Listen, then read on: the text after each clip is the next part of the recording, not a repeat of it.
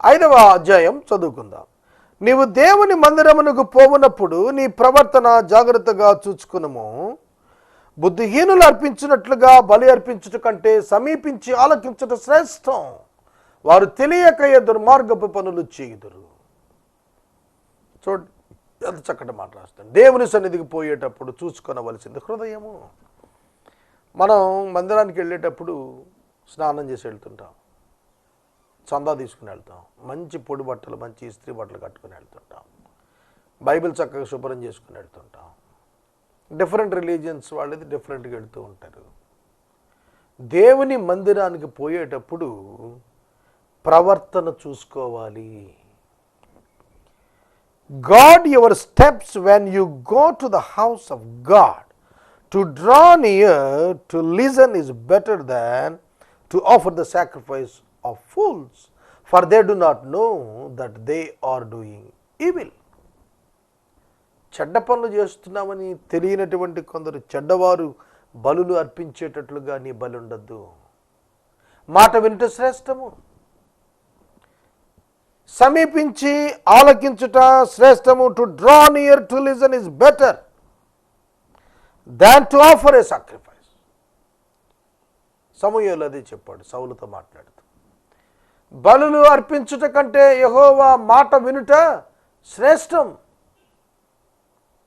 కనుక దేవుడు దేని యందు సంతోషిస్తాడంటే బలుల యందు సంతోషించడు, మాట వినుట, విధేయత చూపుట, విశ్వాసముంచుట యందు సంతోషిస్తాడు.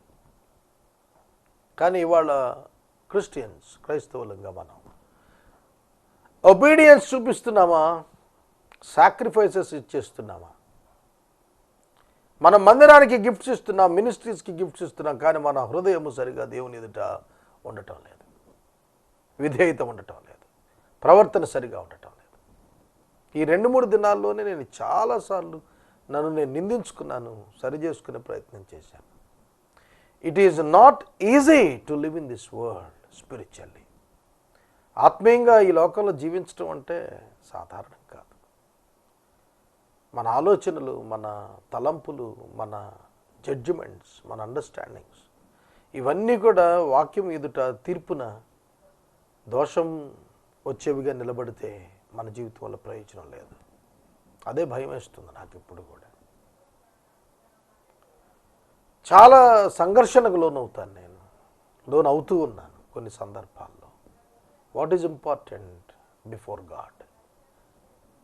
నా జీవితంకి, నా దేవుని ఎదుట నేను ఏ విధంగా జీవిస్తున్నాను ఈ లోకంలో అనే ప్రశ్నకు నేను అనేక సందర్భాల్లో తల్లడిల్లిపోయాను. ప్రియమైన దేవుని బిడ్డలారా, దేవుని యొద్దకు వెళదాం, హృదయాన్ని జాగ్రత్తగా చూసుకుందాం, ప్రవర్తన జాగ్రత్తగా చూసుకుందాం. మనల్ని ఎవ్వరు గమనించడం లేదనే భావనలోకి వెళ్ళిపోతున్నాం మనం. అది మంచిది కాదు. మన ప్రభువు మనల్ని చూస్తున్నాడు, మన ప్రభువుకి జవాబు చెప్పాలి.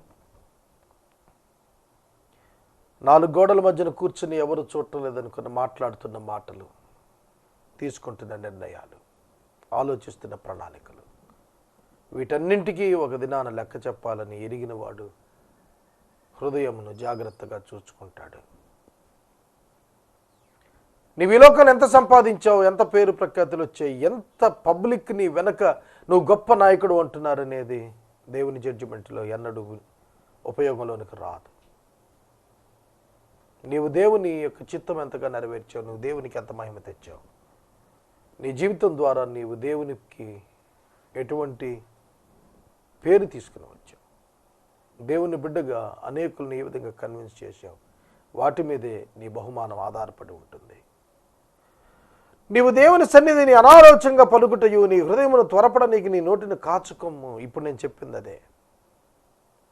ఒక్కొక్క గదిలో కూర్చుంటాం, ఫ్రెండ్స్ అందరం కలిసి ఉంటాం, ఏవేవో మాట్లాడిస్తుంటాం, డబ్బు గురించి మాట్లాడతాం, అపోజిట్ సెక్స్ గురించి మాట్లాడుతుంటాం, అనుకుంటాం ఎవరు లేరు, ఎవరు చూడటం లేదు, ఎవరు వింటం లేదని. అనాలోచితంగా ఉంటున్నాం. మనం దేవుని సన్నిధిలో ఉన్నామనేది మర్చిపోతున్నాం. దేవుని సన్నిధి అంటే కేవలం చర్చ అనుకుంటున్నారు, పొరపాటు. ప్రతి చోట దేవుడు మీతో ఉన్నారు. God is with you. ఆయనతో నీవు ఉన్నావు, రక్షించబడి ఉన్నావు. ప్రతి ఒక్కరి అనుభవం అది. ఆయనతో నీవు ఉండగా నీవు ఎట్లా మాట్లాడుతావు అనాలోచితంగా. ఒక సీనియర్ దైవ సేవకుడు ఉన్నారు, ఆయన పలుమార్లు గద్దించేవాడు నన్ను, నువ్వు ఇలా మాట్లాడద్దు అని. బాధపడేవాడు, ఇట్లా మాట్లాడుతున్నావేంటి నువ్వు అని.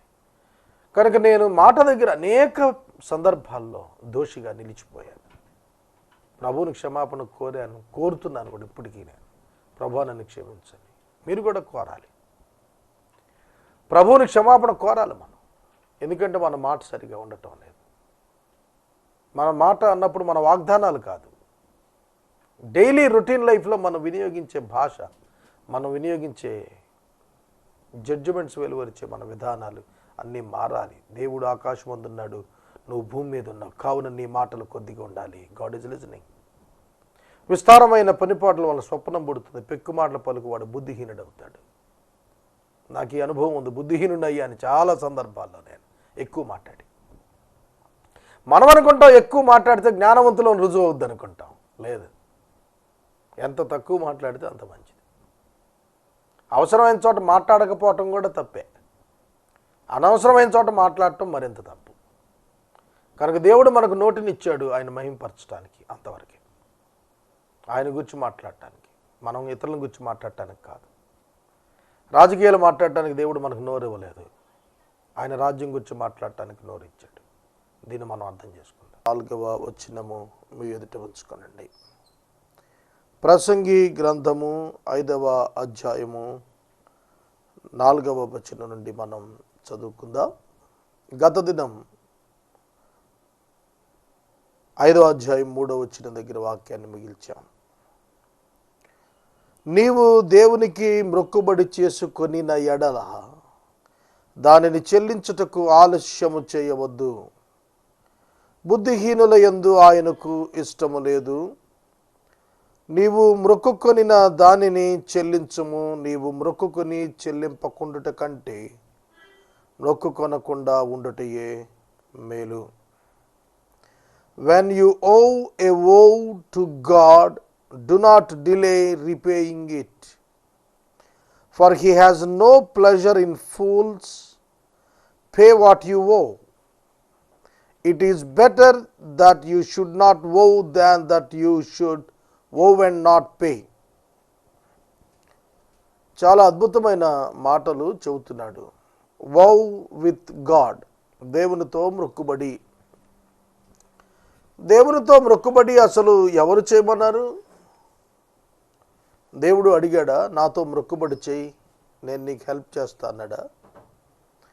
మొక్కుబడులు మానవులు దేవుని ఎదుట ప్రమాణముగా ఒప్పుకుంటూ నెరవేర్చుటకు చిత్తశుద్ధి కలిగిన వారుగా ప్రకటించేవి.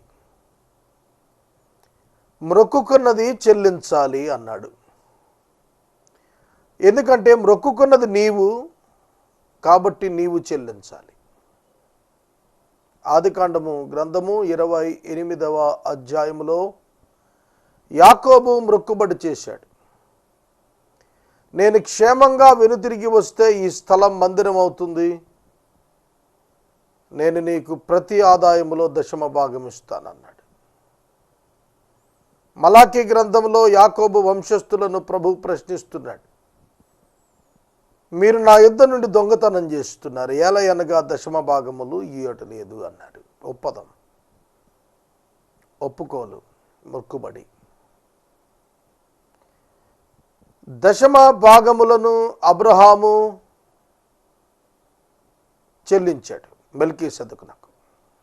మొక్కుబడి.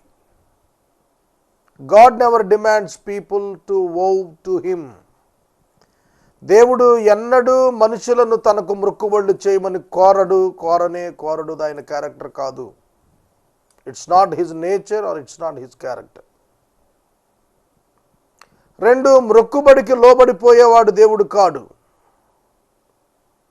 Wrong understanding. చాలామంది నేను ఇలా అనుకుంటున్నాను, ప్రభువా నీవు నాకు ఉద్యోగం ఇస్తే ఇది చేస్తాను, నీవు నాకు అది చేస్తే ఇది చేస్తానని మొక్కుకుంటూ ఉంటారు. God is not such. దేవుడు అలాంటి వాడు కాడు. మొక్కుబడి నీ వ్యక్తిగతం. మొక్కుబడి నీ యథార్థతను దేవుని ఎదుట కనపరచుట కొరకు నీవెంచుకున్న మార్గం. God never pleases by your givings. God pleases by your faith and obedience. దేవుడు నీ విధేయత విశ్వాసాలకు సంతోషపడతాడు తప్ప నీవిచ్చే కానుకలకు కాదు. ఎందుకంటే సృష్టి అంతా ఆయనదే.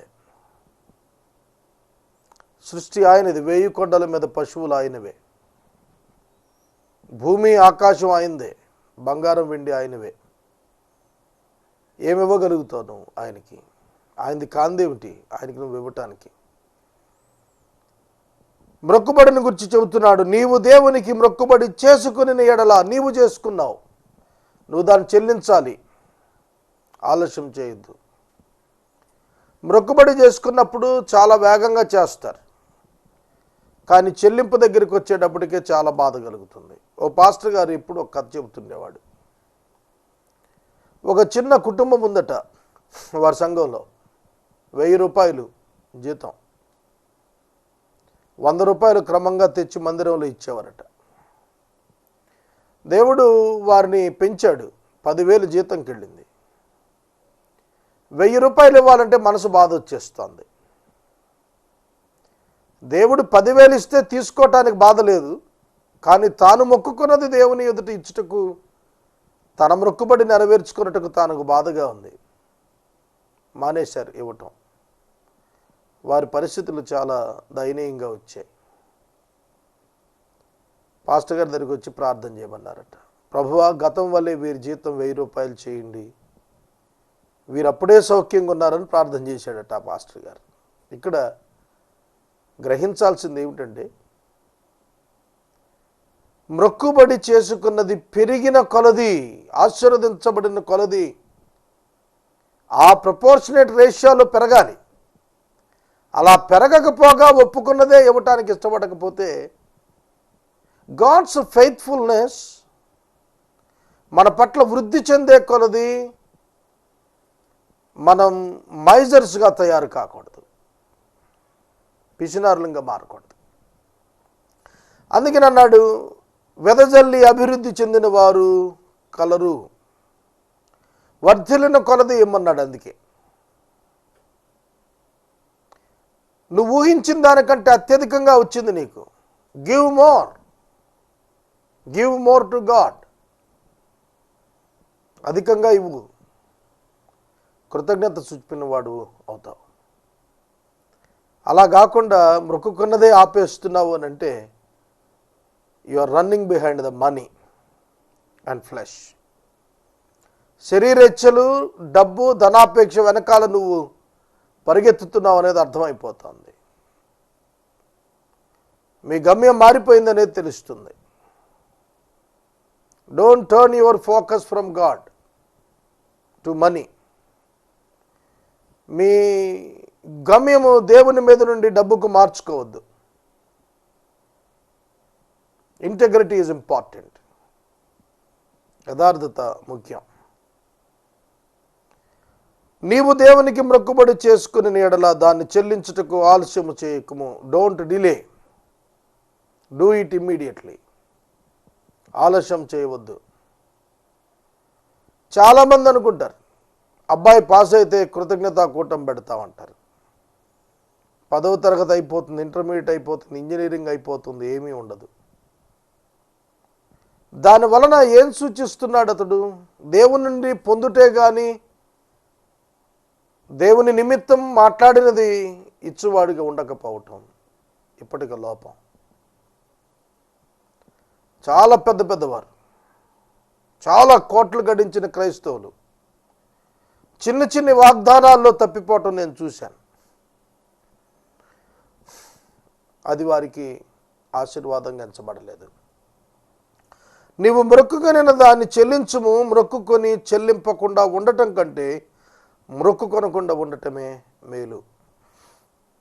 నువ్వు మొక్కుకొనకుండా ఉండటం మేలు, మొక్కుకొని చెల్లించకుండా ఉండటం కంటే.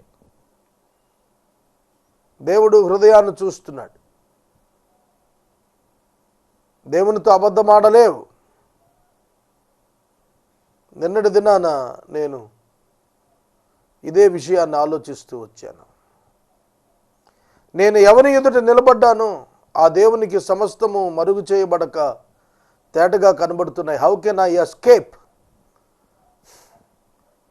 రహస్యంగా చేస్తుంటాం మనం చాలా విషయాలు.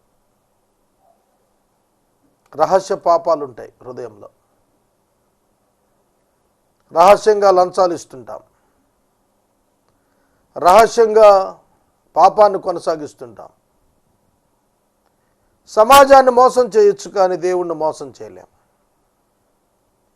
కుటుంబాన్ని మోసం చేయొచ్చు కానీ దేవుణ్ణి మోసం చేయలేం. అధికారులను మోసం చేయొచ్చేమో కానీ దేవుణ్ణి మోసం చేయలేం. సోదరుడా, సోదరి, you will reap the consequence. నీవే దాని యొక్క పర్యవసానాన్ని రుచి చూడాల్సి ఉంటుంది, కోయాల్సి వస్తుంది విత్తిన దాన్ని. Better not to owe to God. దేవునికి ఒప్పందం చేయకుండా ఉండటం మంచిది. చేస్తే చెల్లించాలి, ఆలస్యం చేయకూడదు. చెల్లించకుండా ఉండటం దేవుని ఎదుట అపరాధముగా ఎంచబడుతుంది. దేవుని ఎదుట అపరాధం ఒకటం వలన మనశ్శాంతి పోతుంది, హృదయ ఆనందం పోతుంది. దేవునితో సహవాసంలో మనం వెనకంజ వేస్తాం, సంఘంలో వెనకబడిపోతాం, ప్రార్థనలో వెనకబడిపోతాం, వాక్య ధ్యానంలో వెనకబడిపోతాం. ఆధ్యాత్మిక దివాళా కోరుతనం సంతరించుకుంటాం. మనకే అర్థమైపోతుంది. హృదయాన్ని పరిశీలించుకుందాం. 6వ వచనం, let not your mouth lead you into sin, and do not say before the messenger that it was mistake. Why should God be angry at your voice and destroy the work of your hands? 6వ వచనం అన్వయించుకోవాలి ప్రతి ఒక్కరూ, నాతో సహా. ఇది ధ్యానిస్తున్నప్పుడు నేను కూడా ప్రభువుని క్షమాపణ కోరుకున్నాను. నీ దేహమును శిక్షకు లోబరుచున్నంత పని నీ నోటి వలన జరుగనీయవద్దు. నీవు నోటితో మాట్లాడేటువంటి ఫలితం నీ దేహానికి శిక్ష వచ్చేంత ఉంటుంది. డు నాట్ లై. అబద్ధమాడద్దు. అబద్ధమాడుట శరీరము మీద పనిచేస్తుంది అనేది సైంటిఫిక్గా కూడా రుజువైంది. నీ దేహము శిక్షకు లోబరుచున్నంత పని. దేవుడు నిన్ను శిక్షిస్తాడు. నీ నోటి మాటను బట్టి నీవు దేవునికి జవాబు చెప్పాలి. నీ నోటి మాటను బట్టి అనారోగ్యం. ఇశ్రాయేలు జనాంగానికి యెషయా భక్తుడు దేశానికి పట్టినటువంటి అనారోగ్యాన్ని మాట్లాడుతూ, నడినెత్తి మొదలుకొని అరికాలు వరకు స్వస్థత లేనే లేదు, పిండబడనటువంటి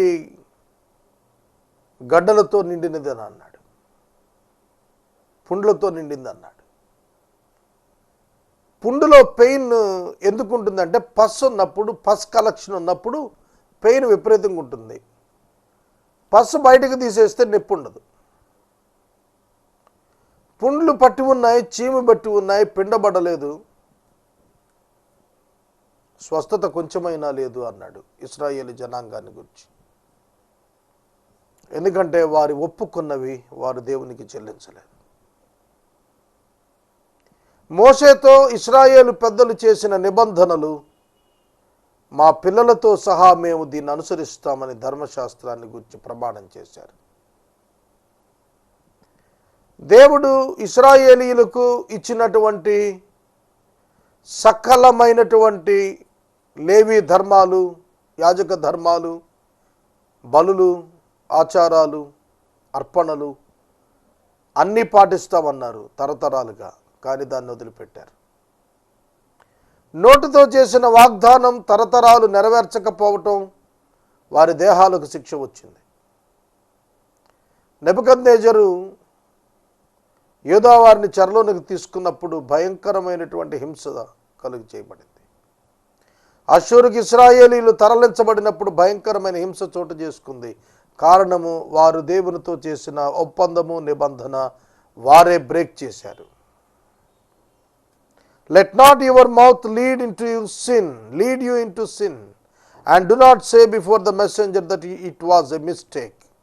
Why should God be angry at your voice and destroy the work of your hands? నీ చేతి పనిని దేవుడు కోపగించుకొని పాడు చేసేటట్లుగా నువ్వు పాపము చేయవద్దు. నేను పాపము చేశాను అన్నాడు దావీదు, ఒప్పుకున్నాడు. మనం ఒప్పుకుంటామా? Confession before the men of God. నాతాను ఎదుట ఒప్పుకుంటున్నాడు, నేను పాపిని, నేను పాపం చేశాను. ఇవాళ విశ్వాసులు చాలామంది పాపాన్ని ఒప్పుకోలేకపోతున్నారు. పాపాన్ని ఒప్పుకుంటే క్షమాపణ వస్తుంది. జాగ్రత్తగా వినాలి. ఇక్కడ వివరణ ఇవ్వకుండా ముందుకెళ్ళలేను ఈ స్టేట్మెంట్తో. నేను పాపము ఒప్పుకుంటే క్షమాపణ వస్తుంది, ఈ స్టేట్మెంట్తో ముందుకెళ్ళటం ప్రమాదం. కొంచెం వివరణ ఇస్తాను, జాగ్రత్తగా వినండి. పాప క్షమాపణ పాపాలు ఒప్పుకుంటే వస్తుందా? మరలా నేను చెప్పిన సెంటెన్స్కి నేనే ప్రశ్న అడిగాను, విన్నారా? పాప క్షమాపణ ప్రభువైన యేసుక్రీస్తు నామమునందల విశ్వాసం ద్వారా వస్తుంది. పాపికి రక్షణార్థమైనటువంటి కృప యేసుక్రీస్తును అంగీకరించుట వలన వస్తుంది, పాపం ఒప్పుకుంట వల్ల కాదు. యేసుక్రీస్తును అంగీకరించిన వాడు తాను పాపినని గ్రహించి పాపమును దేవుని ఎదుట ఒప్పుకుంటాడు. రక్షణ అవసరము అని గ్రహించాడు అనంటే తాను పాపినని ఒప్పుకుని గ్రహించున్నాడని అర్థమవుతోంది.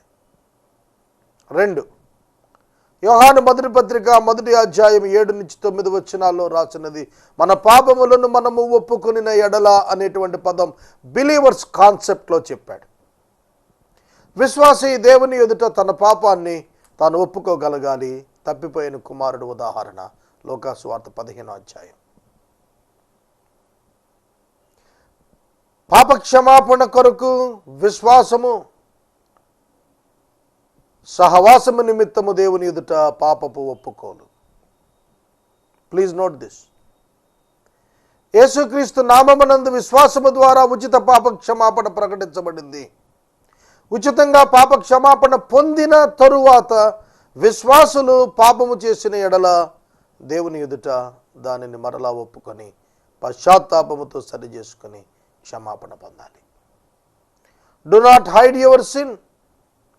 నీ పాపాన్ని దేవుని ఎదుట దాచుకోవద్దు, ఎందుకంటే నువ్వు దాచుకోలేవు. ఈ విషయాన్ని నువ్వు గుర్తెరగాలి. నీ దేహము శిక్షకు లోబరిచే అంతగా పని నీ నోటి వలన జరగనీయవద్దు. నీ ప్రతి నోటి మాట అకౌంటబుల్, లెక్క చెప్పవలసినది. క్షణక్షణం క్షమాపణ కోరాల్సిందే దేవుణ్ణి. ఈ విషయంలో నిత్యము దిద్దుబాటు అవసరం. ఈ విషయంలో నోటి మాటలో పడిపోతున్నాం. నోటి మాట అన్నప్పుడు నోరు హృదయమునకు ద్వారము. హృదయము నుండి వచ్చే ప్రింటర్ అవుటర్, మనం ఒక సౌండ్ బాక్స్ వంటిది నోరు. హృదయంలో ఉన్నదే నోరు మాట్లాడుతుంది. కనుక నువ్వు నోటి మాటతో చెప్పింది నీ హృదయంలో ఉన్నది. You cannot escape. కనుక నీ నోటి మాటను బట్టి తీర్పు అన్నప్పుడు నీ హృదయము నుండి వచ్చిన నీ నోటి మాట, నీ నోటి ద్వారా వచ్చిన హృదయములోని మాటను బట్టి నీవు తీర్పులోనికి వస్తున్నావు.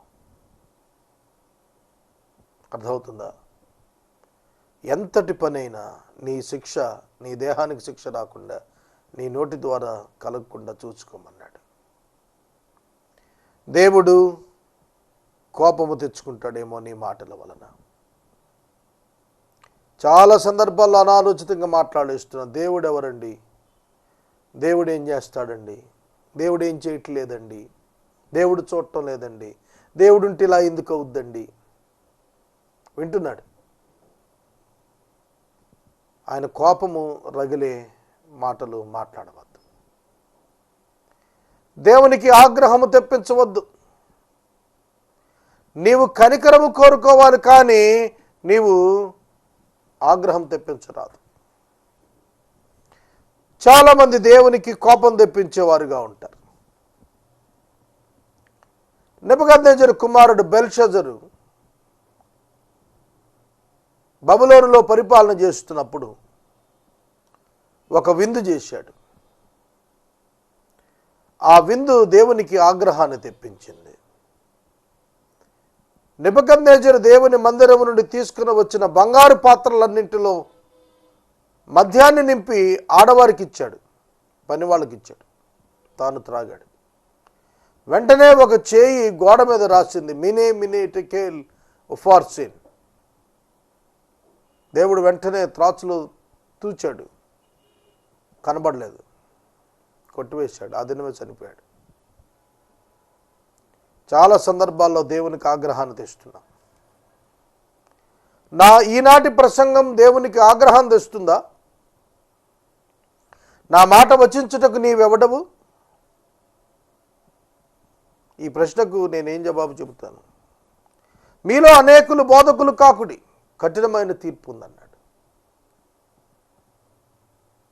కఠినమైన తీర్పు ఉన్నది బోధకులకు. ఇది మనం తెలుసుకోవాలి.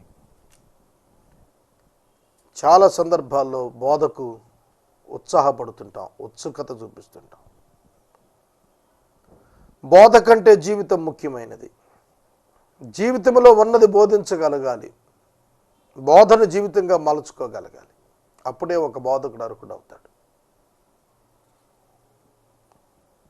చూడండి, పౌలు గారు చెప్పిన మాట, డిస్క్వాలిఫైడ్ ఫర్ ద మినిస్ట్రీ. పరిచర్యలో బోధకు డిస్క్వాలిఫై అయినటువంటి పరిస్థితి హృదయంలో పెట్టుకొని బోధిస్తూ ఉంటే ప్రభు అడుగున మాట, బోధించుచున్న నీవు నీకు నీవు బోధించుకొనవా? దొంగిల వద్దన చెప్పు, నీవు దొంగిలెదవా? చాలా తీర్పు, చాలా తీర్పు. కానీ మనం చాలా చులకనగా ఎంచుకుంటుంటాం. నీ దేహమును శిక్షకు గురయ్యేటట్లుగా నీవెన్నడూ చేయవద్దు, అబద్ధం ఆడవద్దు, చాలా చిన్నదిగా ఎంచుకుంటాం మనం. లంచం ఇవ్వవద్దు, చాలా చిన్నదిగా ఎంచుకుంటాం. అందుకే కష్టపడుతున్నాం. వాక్యాన్ని పాటించకుండా వాక్యాన్ని బోధిస్తున్నందున అనేకమైన ఇబ్బందులు ఎదుర్కోవాల్సి వస్తుందనేది వ్యక్తిగతంగా నేను చూశాను. సోదరుడా, సోదరి, నీ మాటల వలన దేవునికి కోపం పుట్టించి నీవేళ నీ కష్టమును వ్యర్థం చేసుకుంటావు. నీ కష్టం అన్న చోట నీ పని అని అన్నాడు. Why should God be angry at your voice and destroy the work of your hands? నీ చేతుల కష్టార్జితాన్ని నువ్వెందుకు వ్యర్థం చేసుకుంటావు? దేవుని ఆగ్రహానికి గురై కష్టార్జితం పోగొట్టుకుంటున్నాం. అనారోగ్యం వల్ల కష్టార్జితం లాస్ అయిపోతాం. అవివేకం వల్ల కష్టార్జితాన్ని పోగొట్టుకుంటాం. అజ్ఞానం వల్ల కష్టార్జితాన్ని పోగొట్టుకుంటాం. సిద్ధపాటుతనం లేకపోవటం వల్ల కష్టార్జితాన్ని పోగొట్టుకుంటున్నాం. అది దేవుని ఆగ్రహమే. ఒక సేవకుడు నాలెడ్జ్లో ఎక్విప్ అవటం కాదు, ఎక్స్పీరియన్స్లో ఎక్విప్ కావాలి. దేవుని ఎరిగి దేవుని సేవ చేయాలి. దేవుని వాక్యమును గురించిన పరిజ్ఞానం కలిగి కాదు, దేవునితో వ్యక్తిగత అనుభవం కలిగి చేసిన సేవ ఫలభరితంగా ఉంటుంది. I'm praying for that kind of ministry in my life, in my future life. ప్రియమైన దేవుని బిడ్డలారా, దేవుడు మన కష్టార్జితమును ఎఫెక్ట్ చేసేటువంటి విధంగా మన జీవితాన్ని మనం ఉంచుకోవద్దు. ఒక మాటలో చెప్పాలంటే దేవుడు ఎఫెక్ట్ చేయడు, మనమే ఎఫెక్ట్ చేసుకుంటున్నాం. ఇది conditional, it's a conditional one. షరతులతో కూడిన దీవెనలు ఉన్నాయి, మనం అందుకోగలుగుతున్నామా? ఒక దీవెన నా చేతుల్లో ఉంచబడింది, నేను అందుకోవటానికి సాహసం చేయలేకపోయాను. 25 సంవత్సరాల దీర్ఘకాల పరిచర్య తర్వాత I felt A shame of my spiritual life. నేను చాలా కన్నీరు గార్చాను. నేను దేని కొరకు ప్రార్థించానో, దేన్ని దేవుడు ఇవ్వాలని కోరానో అది నాకు అనుగ్రహించబడినప్పుడు అందుకునే ఆధ్యాత్మిక స్థితిలో లేకపోవటం ఉంది. చూశారు, అదే చేతుల కష్టార్జితం పాడు చేసుకోవటం అంటే. అనుభవంలో అనుభవించినదే నేను వాక్య రూపంలో చెబుతున్నాను. We must be aware of our spiritual lives every time. ప్రతిసారి మన ఆత్మీయ జీవితాలను గురించిన జాగ్రత్తను కలిగి ఉండాలి. పేరు ప్రఖ్యాతులు ఇవన్నీ వస్తాయి పోతాయి, కానీ ఆత్మీయ జీవితం సరిగా లేకపోతే దేవుని ఎదుట నిలబడలేము. We can't play with the powerhouse God. We should not play with him. మనమే నష్టపోతున్నాం. Let us be challenged. సవాలు పొందుదాం, జీవితాలని మార్చుకుందాం. మన కష్టము మనం వ్యర్థం చేసుకోవద్దు. మన కష్టము, మన కష్టార్జితము మనకు వినియోగపడేట్టుగా, ఆశీర్వాదకరంగా ఉండేటట్లుగా దేవుని యందు భయభక్తులు కలిగి ఉందాం. పాపాన్ని విడిచిపెడదాం. 7వ వచనం, అధికమైన స్వప్నములను మాటలను నిష్ప్రయోజనములు నీ మట్టుకు నీవు దేవుని యందు భయభక్తులు కలిగి ఉండు. వ్యర్థమైన మాటలు చెబుతున్నాం, నిష్ప్రయోజనమైన మాటలు చెబుతున్నాం. కొందరు స్వప్నాలు గురించి మాట్లాడుతుంటారు. దేవుడు అది చూపించాడు, ఇది చూపించాడు. దేవుడు చూపించాడు సరే, వాట్ ఈజ్ యువర్ రెస్పాన్స్? నీ స్పందన ఏమిటి? ఏ మార్పులు వచ్చాయి నీలో దేవుడు నీతో మాట్లాడిన తర్వాత? ఆ మార్పు ప్రజలు గమనించలేకపోతే దేవుడు నీతో మాట్లాడలేదని నువ్వప్పుడైనా గ్రహించమని నేను మనవి చేస్తున్నాను. విస్తారమైన స్వప్నాలు, విస్తారమైన మాటలు, ప్రసంగాలు నిష్ప్రయోజనం. దేవుని యందు భయభక్తులు కలిగి ఉండు. నీవైతే నీవు మట్టుకున్నాడు. నీవు for when dreams increase and words grow many, there is vanity, but God is the one you must fear. But God is the one you must fear. నీ మాటలు కాదు, నీ ప్రసంగాలు కాదు, నీ కలలు కాదు, నీ దర్శనాలు కాదు, నీవు చెప్పుకునే పరిచర్యలు కాదు. నీవు దేవుని ఎదుట భయభక్తులు నీ అంతటా నీవు కలిగి ఉండు. That gives you hope. అది నీకు నిరీక్షణ కలిగిస్తుంది. నేను ముగిస్తున్నాను. దేవుని యందు భయభక్తులు లేకుండా చేసే పరిచర్య కాదు. We can't fool God. దేవుణ్ణి మనం వెర్రివాడిని చేయలేం, మనమే వెర్రివారం అయిపోతాం. Christian life is a ministry. ప్రతి క్రైస్తవుని యొక్క జీవితము దేవుని పరిచర్య. ఆ పరిచర్య అనుగ్రహించబడింది. దానిలో సఫలీకృతులమైతే ఆశీర్వాదం ఉంది. 8వ వచనం చదువుకుందాం.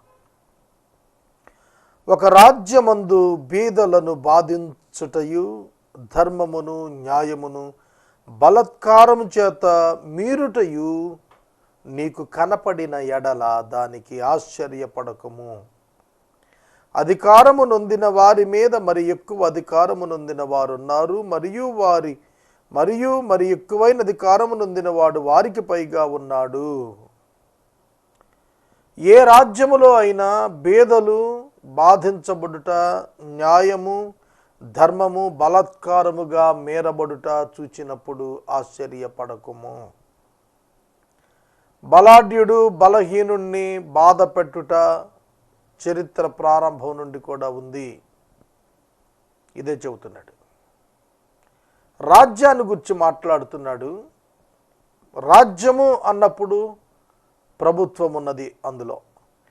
If you see in a province the oppression of the poor and the violation of justice and righteousness, do not be amazed at the matter, for the high official is watched by a higher, and there are at higher ones over them.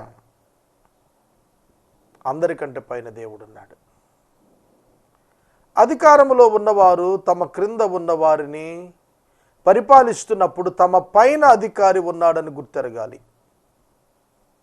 అందరికంటే పైన అధికారి దేవుడున్నాడు, లెక్క అడుగుతాడు. కనుక రాజ్యములో బలాత్కారము జరుగుట, బేదలను బాధించుట, న్యాయము జరగకపోవుట, ధర్మము పాడైపోవుట, ఇవి చూచినప్పుడు ఆశ్చర్యపడవద్దు సోదరుడా, సోదరి. సాధారణంగా జరిగే విషయమే ఇది. ఇప్పుడు మనం పేపర్స్లో, వీడియోస్లో, మీడియాలో వార్తలు వింటున్నాం. ఎవ్రీ 5 ఇయర్స్కు మనకు ఎలక్షన్స్ జరుగుతాయి. ఎలక్షన్స్లో పవర్లోకి వచ్చినటువంటి వారు పవర్ పోగొట్టుకున్న వారి మీద దౌర్జన్యం చేస్తున్నారు అనేటువంటి సాక్ష్యాలు లేదంటే పిటిషన్స్, ఆరోపణలు చాలా విరివిగింటుంటాం. దీనికి ఆశ్చర్యపడద్దు అన్నాడు. మనుషులు పాపం చేశారు. మనుషులందరి హృదయంలో పాపం ఉన్నది. పాపం ఉన్నది అనగా స్వభావం, పాప స్వభావం. ఈ పాపపు స్వభావాన్ని బట్టి పాపాన్నే ఉత్పత్తి చేస్తాడు మానవుడు. ఈ పాపము యొక్క ఉత్పత్తి మానవుడిని బలాత్కారునిగానే చేస్తుంది.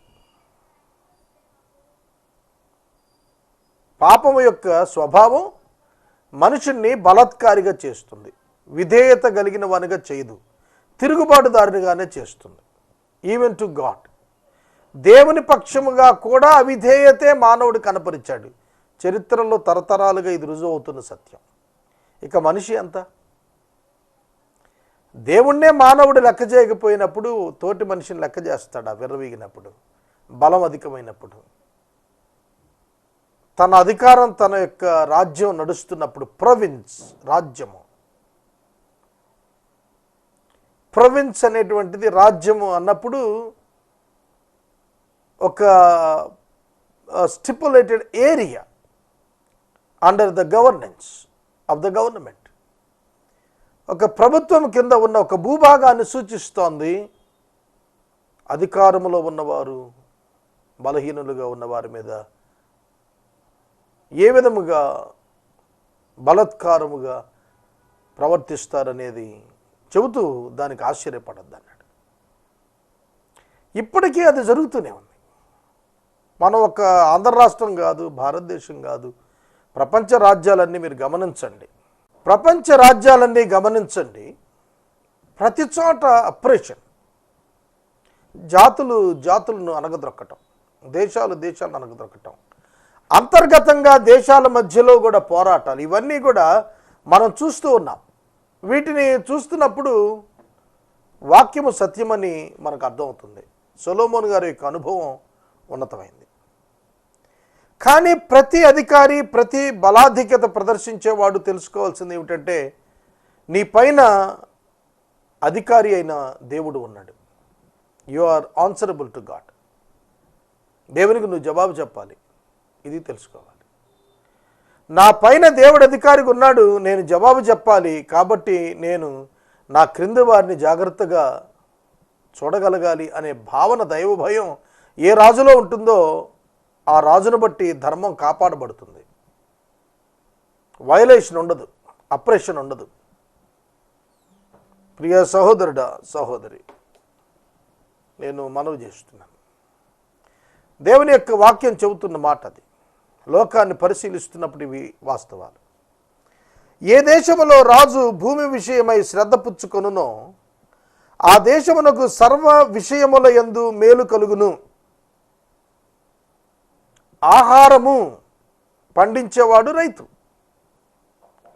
రైతు బాగుంటే దేశం బాగుంటుంది అనే ఒక నానుడు ఉంది. జై జవాన్ జై కిసాన్ అంటాం కదా. మిలిటరీ ఎంత ప్రాధాన్యమో భద్రత విషయంలో, ఆహారమును సమకూర్చే విషయంలో అంతకంటే అధిక ప్రాధాన్యత రైతుది. కాబట్టి భూమి మీద రాజు శ్రద్ధ పుచ్చుకోవాలి. ఈ మధ్యన నేను టీవీ ఫాలో అవుతున్నాను. కొందరు యువకులు 300 ఏకర్స్లో రాజధాని కట్టడానికి ప్లాన్స్ సిద్ధపరిచారు. ఎందుకంటే సింగపూర్ లాగా కట్టాలంటున్నారు కదా.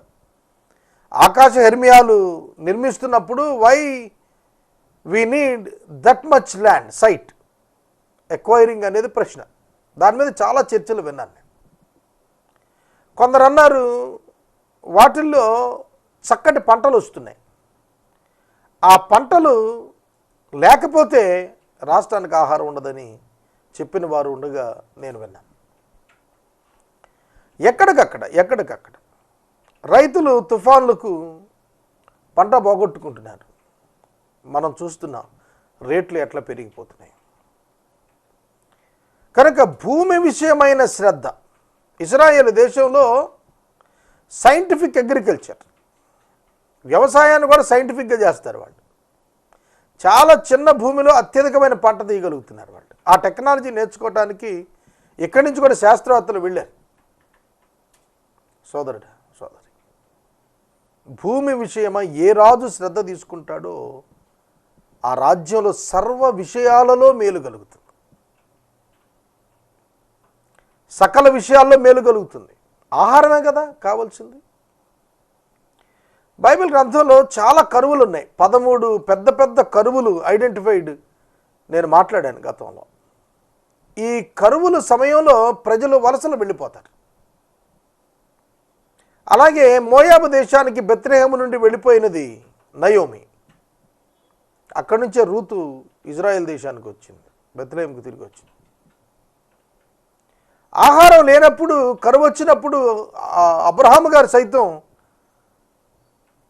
ఐగుప్తు వెళ్ళిపోయాడు. ఆదికాండం 26లో ఆహారం లేదని ఇస్సాకు కూడా వెళ్ళిపోయే పరిస్థితి, కరువు వచ్చింది. కనుక కరువు వచ్చింది అంటే ఏమిటి అర్థం? భూమి నెగ్లెక్ట్ చేయబడింది, వర్షాలు లేవు. ఇప్పుడు వర్షాలతోనే కాదు, ఇరిగేషన్తో కూడా మనం నీరు తెచ్చుకోగలుగుతున్నాం. ఇప్పుడు మనకు తగాదు అదే కదా. ఇవాళ న్యూస్ పేపర్లో, సాక్షి పేపర్లో గరం అని వేశాడు. కేంద్ర బలగాల కింద ఉందట ఇప్పుడు నాగార్జున సాగర్ ప్రొటెక్షన్ అంతా కూడా. CGF వాళ్ళు చూస్తున్నారు. ఆశ్చర్యం కాదు, నీటి కోసం పోట్లాటలు వస్తాయి. ఎందుకంటే నీరు లేకపోతే వ్యవసాయం లేదు. ఆనకట్టలు కట్టాలంటున్నారు. పోలవరం ప్రాజెక్టు నిర్మించుకుంటున్నాం. అలాగే అనేకమైనటువంటి ప్రాజెక్ట్స్ ఎక్కడికక్కడ, ఏ రాష్ట్రంకి ఆ రాష్ట్రం నీటి నిల్వల కొరకు ప్రయత్నం చేస్తున్నారు. కారణం ఏంటంటే వ్యవసాయం లేకపోతే ఆహారం లేదు. కనుక ప్రభుత్వాలు వ్యవసాయాన్ని నిర్లక్ష్యం చేయకూడదు. ఏ ప్రభుత్వం అయితే వ్యవసాయాన్ని నిర్లక్ష్యం చేస్తుందో ఆ ప్రభుత్వం పడిపోతుంది, ఆ ప్రభుత్వం మన్నన పొందదు.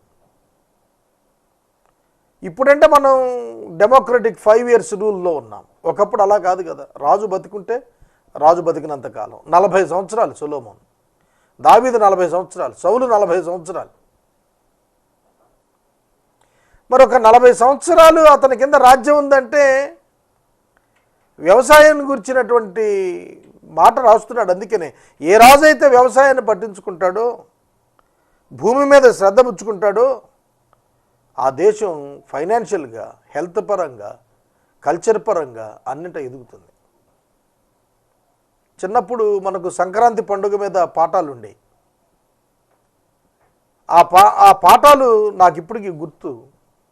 పంట ఇంటికి వచ్చిన వేళ రైతులు పల్లెటూర్లలో పట్టుకొమ్మలని, దేశానికి పట్టుకొమ్మలని పల్లెటూరును పొగుడుతూ, గ్రామసీమల్లో పట్టణాల్లో ఉన్నవారు సైతం గ్రామాలకు వచ్చి వాళ్ళ గ్రామాల్లో ఆ పండుగను ఎంజాయ్ చేస్తూ ఉంటాం.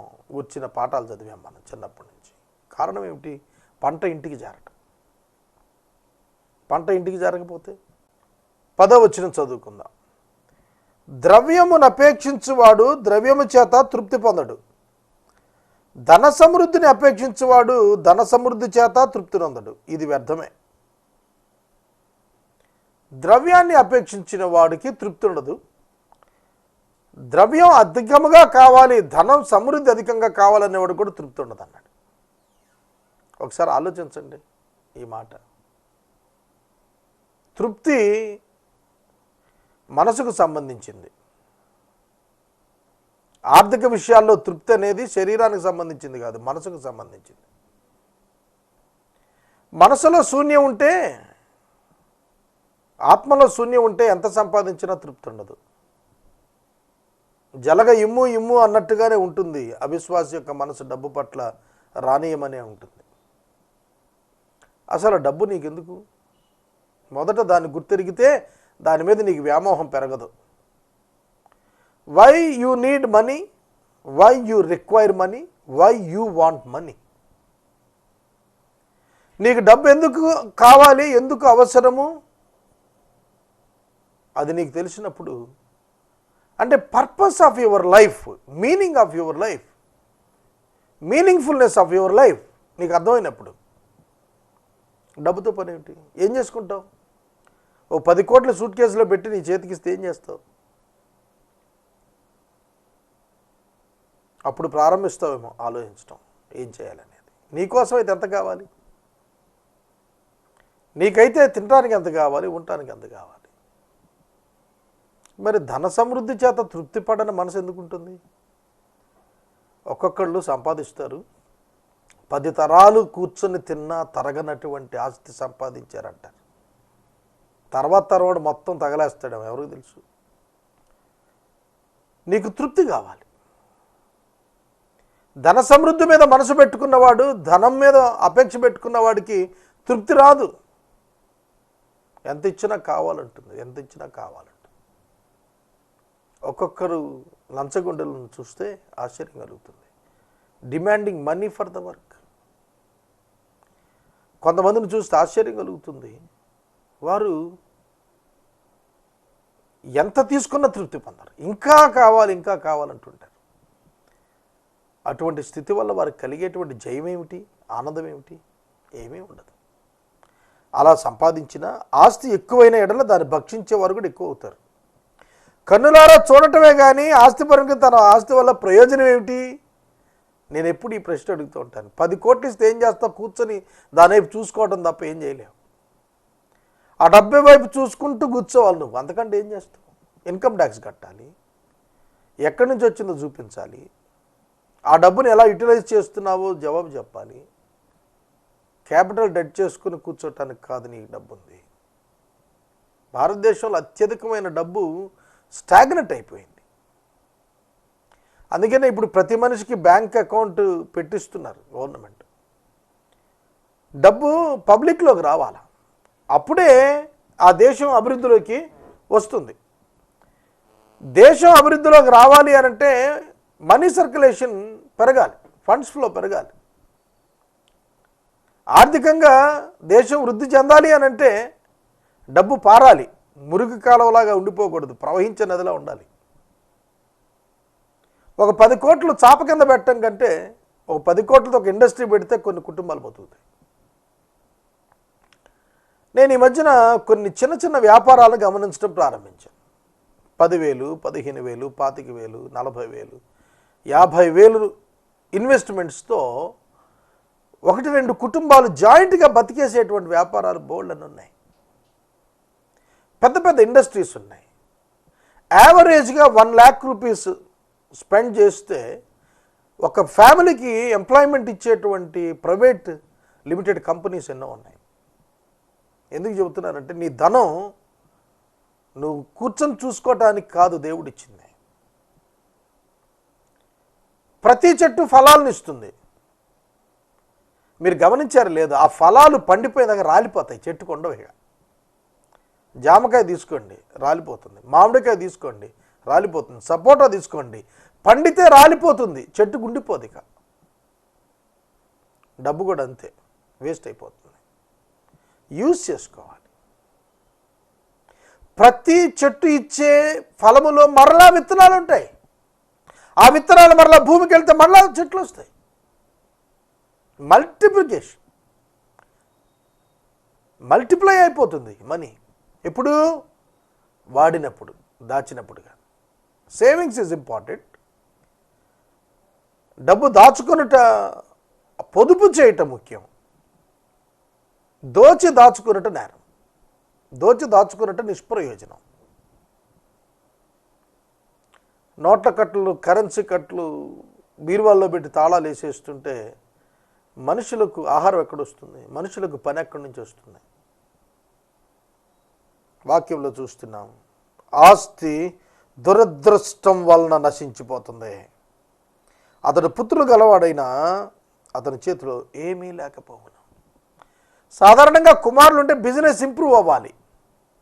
కుమారులు బలవంతులు కదా, కుమారులు ఉన్న తండ్రి 10 రెట్లు బతుకుతాడు కదా.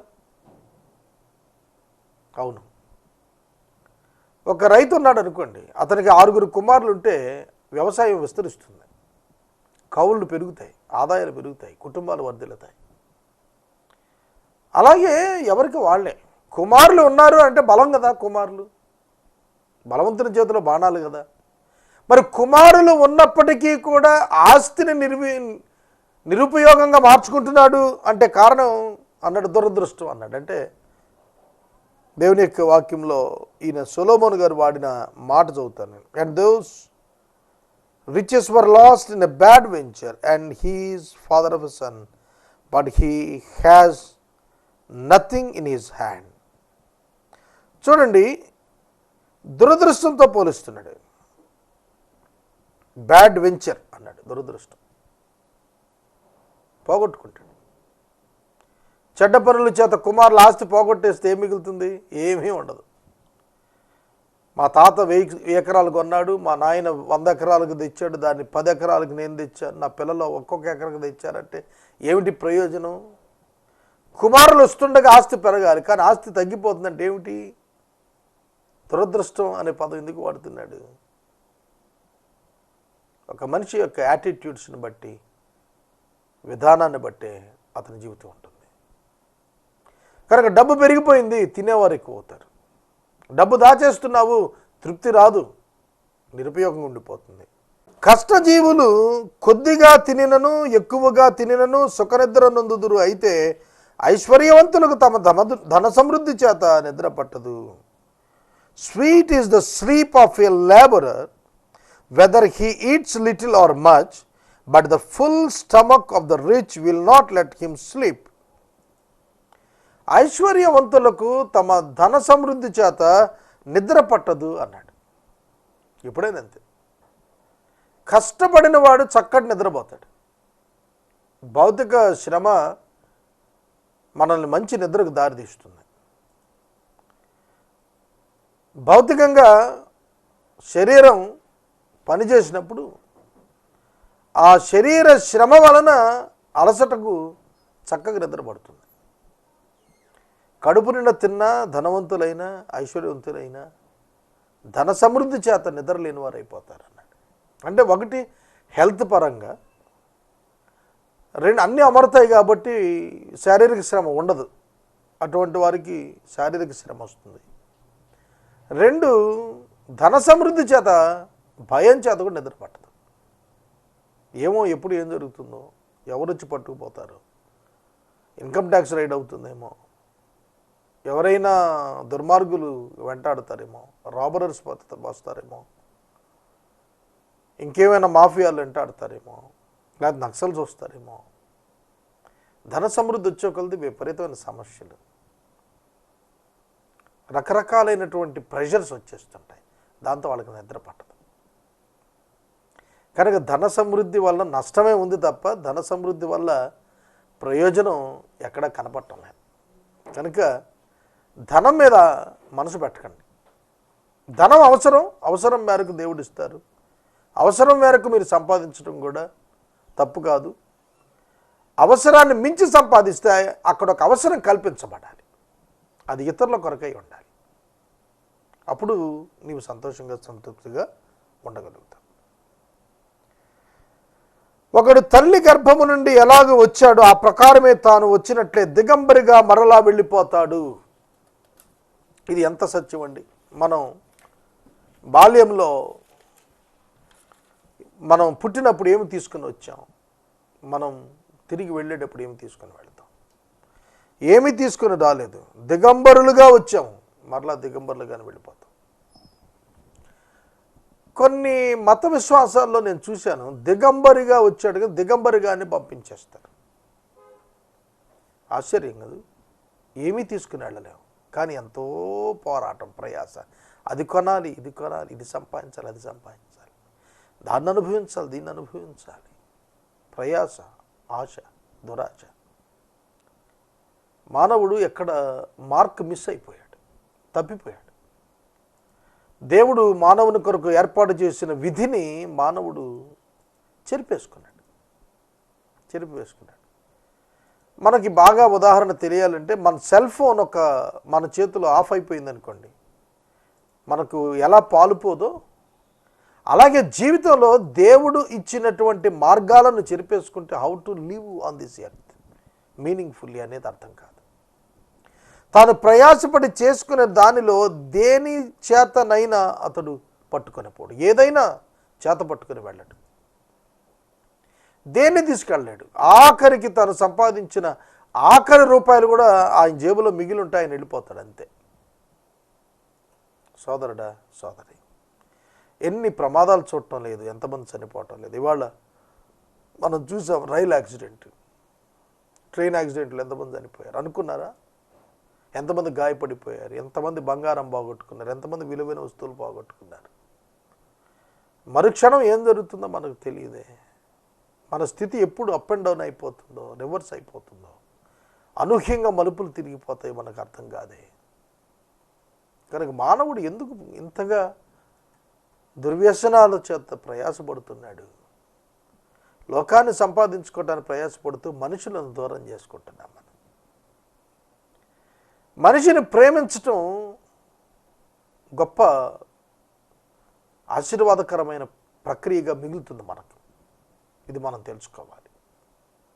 మనుషులను ప్రేమించకుండా వస్తువులను ప్రేమించి, ఆస్తులను ప్రేమించి, మనుషులను ద్వేషించి ఏమీ తీసుకుని వెళ్ళలేం. మన ద్వారా మనకి సుఖం ఉండదు, మన ద్వారా ఇతరులకు కూడా సుఖం ఉండదు. అలాంటి జీవితం మనకు మంచిది కాదు. అతడు వచ్చిన ప్రకారముగానే మరలపోతాడు. గాలికి ప్రయాసపడి సంపాదించిన దానివల్ల అతనికి లాభం ఏమిటి? ఇదియు మనసునకు ఆయాసకరమైంది. తన దినములన్నీ అతడు చీకటిలో భోజనం చేస్తాడు. తన వ్యాకులము, రోగము, అసహ్యము కలుగుతుంది. బాగా డబ్బు ఉంది కదా, ఈయనకని రోగం రాకుండా ఉంటుందా? వ్యాకులం లేకుండా ఉంటుందా? అసహ్యకరమైన స్థితి రాకుండా ఉంటుందా? చెప్పండి. ఎంత సంపాదించిన వాడికైనా అనారోగ్యం వస్తే ఒక పక్కన పెట్టేస్తారు. అతడే తనంతట తానే పక్కకు పోతాడు.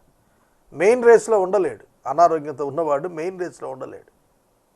ఆపర్చునిటీస్ అవైల్ చేసుకోలేడు. అవకాశాలు ఇవ్వబడినా వాటిని ఉపయోగించుకోలేడు.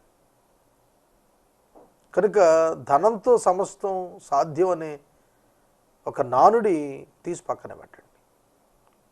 కొండ మీద కోతి డబ్బుకు దిగొస్తుంది అనే సామెత విన్నాం. అది కొంతవరకే.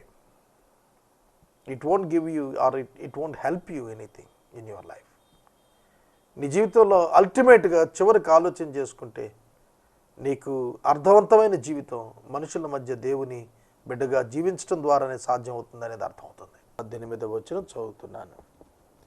మరియు కోరదగినదిగాను చూడముచ్చట అయినదిగాను నాకు కనబడినది ఏదనగా, దేవుడు తనకు నియమించిన ఆయుష్కాల దినములన్నీ ఒకడు అన్నపానములు పుచ్చుకొనచ్చు తన కష్టార్జితమంతటి వలన క్షేమముగా బ్రతుకుచూ ఉండుటయే.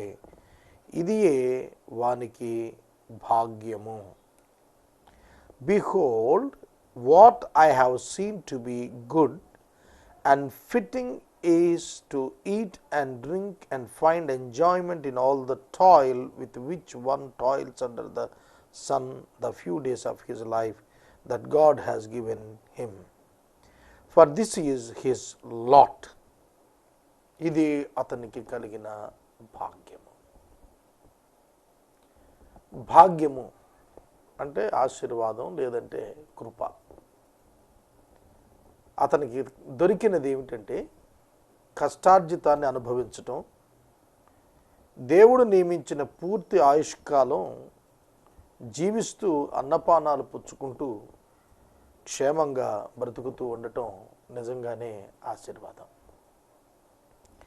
చాలామంది క్రైస్తవులు, ఓల్డ్ ఏజ్డ్ పీపుల్, దీర్ఘకాలం జీవించిన అనుభవం కలిగిన విశ్వాసుల్లో ఇలాంటి అనుభవం కలిగిన వారిని నేను చూశాను.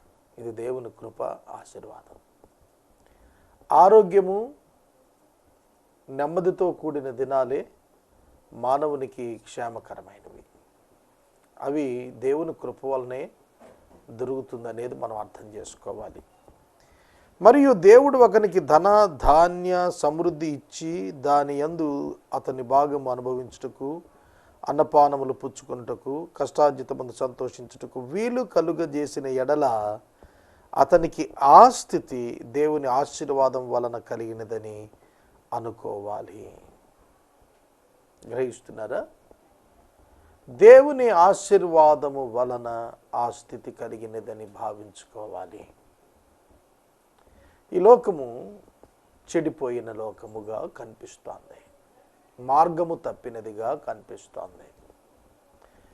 మార్గము తప్పిన, మార్గములు చెరిపేసుకొనిన లోకములో దేవుని బిడ్డలు భద్రముగా జీవించగలుగుట, సౌఖ్యముగా జీవించగలుగుట నిజముగా దేవుని యొక్క ఆశీర్వాదమని తెలుసుకోవాలి. చూడండి, భౌతిక జీవితంలో ఉన్న పరిస్థితులను బట్టే భౌతికంగా మనం దేవుని గురించి అంచనాలు వేస్తూ ఉన్నాం. అలాంటి అంచనాలు శరీర సంబంధమైన ఆలోచనలు అనేది తెలుసుకుందాం. సొలొమోను గారు అందరి వలె లోకాన్ని చూచాడు, అందరి వలెనే భావించి మాట్లాడుతున్నాడు. దేవుడు ఒక మంచి స్థితి ఇచ్చాడు అంటే సాధారణంగా మనుషులు అనుకునేది చెప్పాడు ఈయన. అంతకంటే భాగ్యం ఏముందండి? ఆరోగ్యము, ఆస్తి, ఐశ్వర్యము, చక్కగా చూచే బిడ్డలు, దీర్ఘాయుష్యు. ఇంతకంటే ఏం కావాలని అనుకుంటారు. కానీ అంతకంటే ఎక్కువైనది బైబిల్ గ్రంథంలో ఏమిటంటే ఆయన రాజ్యము, నీతి వెదకటం. ఈ పరిస్థితులు ఉన్నా లేకపోయినా, ఆహారం ఉన్నా సమంగా లేకపోయినా, ఆరోగ్యం ఉన్నా లేకపోయినా, పరిస్థితులు బాగున్నా బాగోకపోయినా, దేవుని కొరకు, దేవుని రాజ్యము కొరకు జీవించటం ఉన్నతమైన అనుభవాన్ని సూచిస్తుంది. దేవుని వలన కలిగిన ఆశీర్వాదంగా భౌతిక మెటీరియల్ బ్లెస్సింగ్స్ను మాత్రమే ప్రకృతి సంబంధమైన ఆలోచనతో సొలొమోను లెక్కించాడు. అట్టివానికి దేవుడు హృదయానందము దయచేశాడు గనుక అతడు ఆయుష్కాల దినములన్నీ జ్ఞాపకము చేసుకొనడు. For he will not much remember the days of his life because God keeps him occupied with joy in his heart. దినములు ఎన్ని జరిగిపోయాయి అనేది అతనికి పెద్దగా గుర్తింపులో ఉండదు. అంటే కష్టాలు ఉన్నవాడికి, ఇబ్బందులు ఉన్నవాడికి దినాలు గడవటం కష్టంగా ఉంటుంది కనుక భారంగా అనిపిస్తుంది. సమస్తం సౌఖ్యంగా ఉన్నవాడికి ఎంతకాలం గడిచిపోయింది ఎట్లా తెలుస్తుంది? వెనకకు తిరిగి చూచినప్పుడు గతించిన నిన్నటి వలె కనిపిస్తుంది చరిత్ర. ఇది దేవుని మహాకృప.